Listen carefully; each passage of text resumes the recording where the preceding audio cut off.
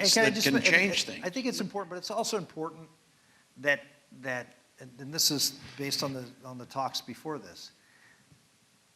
We have to respect people who have different opinions on these issues and quit calling people, anti-immigrant and nativists and all this because they happen to disagree on the number of people who should be legally coming in this country, or they feel that somehow enforcing our laws, is a good thing. And I understand you disagree with them, but I disagree with you, but I respect the fact that you feel. I understand you're coming at it because you believe this is the right thing for America. It's compassionate. It's recognizing that these people are good people by and large, and they are, and I hate the president's rhetoric on this. So I understand where you're coming from, and I understand what you're trying to accomplish. I just think it's important to understand these people are afraid. Lots of Americans are afraid because they see what they believe are the economics and cultural effects. And you can say, well, they're bad people if they feel that way. No, they're not.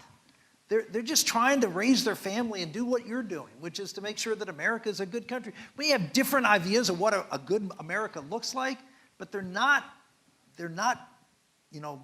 xenophobes because they are concerned about these issues. No, Rick, they're not xenophobes because they're concerned about those issues. And if they would talk about it the way you've been talking about it, it's very different than saying, than having people chant, Jews will not replace us, Jews will not replace us, and having them be called fine people.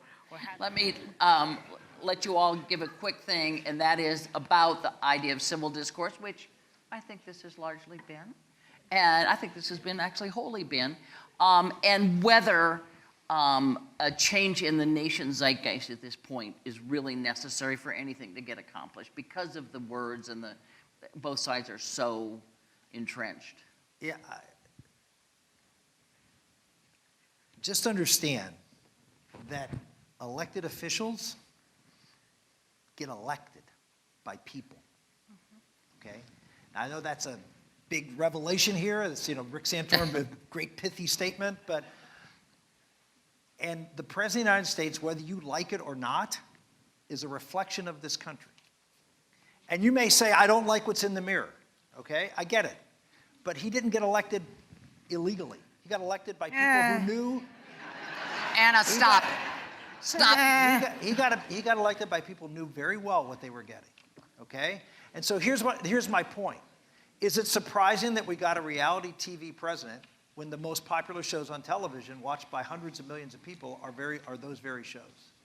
If we look at the culture in America and what the coarsening of culture, because I believe of social media and technology and other things, you don't think that's going to leak out into the into the political realm? It has, it will, and it will continue, unless, to get to Anna's point, you do something about it.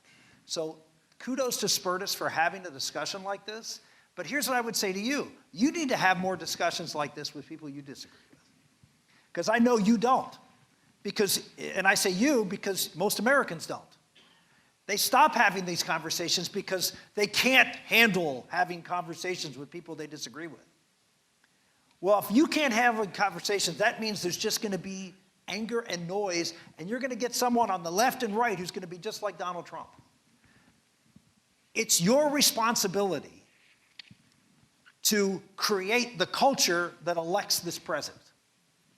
And if you're not civilly discoursing with your own family members, you can't talk about Trump because you have someone in your family who likes him or doesn't like him, depending on your persuasion, or your neighbor or your coworker. You're as much of the problem as Donald Trump is. You can't just ignore your part in the larger whole of what the atmosphere that creates a Donald Trump.